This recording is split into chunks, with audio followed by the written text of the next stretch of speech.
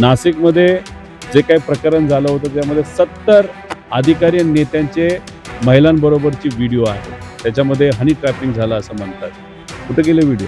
तर गरीब महिलांचे, सामान्य परिवारातल्या महिलांचे व्हिडिओ बाहेर आले दुर्दैवाने.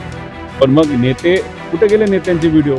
मग नेत्यांचे व्हिडिओ राजकारणासाठी तुम्ही वापरणार आणि गरिबाच्या सामान्य लोकांचे व्हिडिओ मात्र तुम्ही स्प्रेड करणार. महिलांवर अत्याचार होतात त्याच्यासाठी आंदोलन करा. बघू तरी तुमच्यात किती हिंमत आहे. तुमचं सरकार असलं तरी रस्त्यावर तुम्ही सामान्य लोकांसाठी उतरा. पण आला वरून आदेश, टूलकिट आलं, वरून सांगितलं चला उतरा रस्त्यावर, करा इंडिया आघाडीचा त्या ठिकाणी विरोध.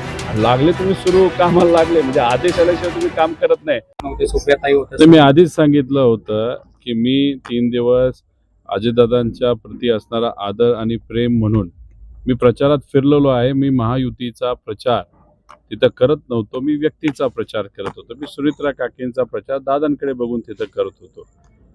तसं बघितलं तर आत्या म्हणजे सुप्रियाताई या दिल्लीला जे डिलिमिटेशन कायदा जो असंविधानिक होता, संविधानाला धक्का देणारा होता, त्याच्या कोऑर्डिनेशनसाठी इतर पक्षांशी बोलण्यासाठी दिल्लीला व्यस्त होत्या गेल्या 5-6 दिवसामध्ये. त्यामुळे त्यांना प्रचारामध्ये फिरता आलं नाही. त्यांना फोन आला असावा आणि त्यामुळे त्या तिथं गेल्या. त्यामुळे त्याही तिथं जाण्याचं कारण हे भावनिक होतं. दादांकडे बघून त्या तिथं गेल्या होत्या. त्यांनी सुद्धा कुठल्याही प्रकारे महायुतीचा नाही तर एखाद्या पक्षाचा प्रचार न करता सुनित्रा काकींच्या वतीने त्या ठिकाणी तिथं बोललेल्या आहेत आणि मी तिथं जाण्याचा प्रश्नच नव्हता. मी आधीच सांगितलं होतं मी महायुतीच्या व्यासपीठावर त्या ठिकाणी जाणार नाही. काल परवा जो डिलिमिटेशन कायदा मारून मुटकून या देशामध्ये पार्लमेंटमध्ये स्पेशल सेशन करून आणण्याचा प्रयत्न तिथं केला, तसा संविधानाच्या विरोधात आहे. तुम्ही खोलात त्याच्यामध्ये त्या ठिकाणी गेलात तर आता ह्याच्यात आज मुंबईमध्ये भाजप आंदोलन करते, सरकार तुमचं आणि तुम्ही तिथं आंदोलन करताय. आता एका महिलेचा व्हिडिओ प्रसिद्ध झालेला आपण सर्वांनी बघितला. 2-2 तास लोकांना थांबून ठेवलंय गाडीमध्ये आणि यांचं आंदोलन चाललंय. अहो आंदोलन करायचं असेल तर शेतकऱ्यांना अडचणी त्यासाठी आंदोलन करा. 1,00,000 कोटी रुपये गरिबाचे, छोट्या कॉन्ट्रॅक्टरचे प्रलंबित आहेत, त्यासाठी तुम्ही आंदोलन करा. नोकऱ्या मिळत नाही त्यासाठी आंदोलन करा. आता प्यायच्या पाण्याचा प्रश्न या दुष्काळामध्ये मोठ्या प्रमाणात होणार आहे, त्याच्यात केळीचे रेट वाढणार, त्यानंतर महिलांवर अत्याचार होतात त्याच्यासाठी आंदोलन करा. बघू तरी तुमच्यात किती हिंमत आहे. तुमचं सरकार असलं तरी रस्त्यावर तुम्ही सामान्य लोकांसाठी उतरा. पण आला वरून आदेश, टूलकिट आलं, वरून सांगितलं चला उतरा रस्त्यावर, करा इंडिया आघाडीचा तिथं त्या ठिकाणी विरोध. आणि लागले तुम्ही सुरू कामाला लागले म्हणजे आदेश आल्याशिवाय तुम्ही काम करत नाही.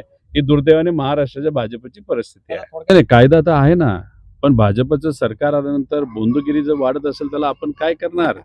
इथं जे काही सामान्य लोक आहेत त्यांना तुम्ही विचारा, 10 वर्षामध्ये तुम्ही तुमची प्रॉपर्टी किती लेवलनी वाढवू शकता? इथं बिचारा शेतकरी कष्ट करतो, युवांना नोकऱ्या लागेना आणि हा भोंदू बाबा 10 वर्षापूर्वी त्याची भोंदूगिरी सुरू करतो आणि शून्यापासून आता 2,000 कोटीचा मालक होतो. म्हणजे सत्ताधाऱ्यांच्या सहकार्यातून तर हे होणार नाही.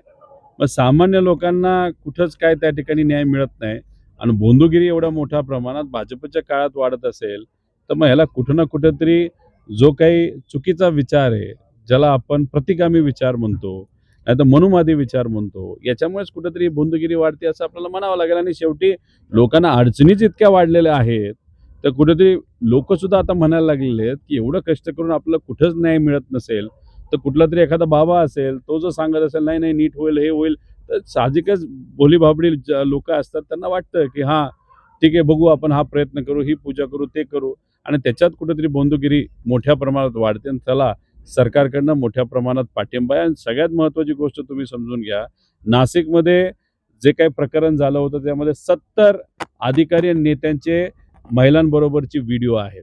त्याच्यामध्ये हनी ट्रॅपिंग झालं असं म्हणतात. कुठे गेले व्हिडिओ? आता हा भोंदूबाबाचे म्हणजे खरात हा प्रकरण वाजलं गाजलं त्यानंतर गरीब महिलांचे, सामान्य परिवारातल्या महिलांचे व्हिडिओ बाहेर आले दुर्दैवाने.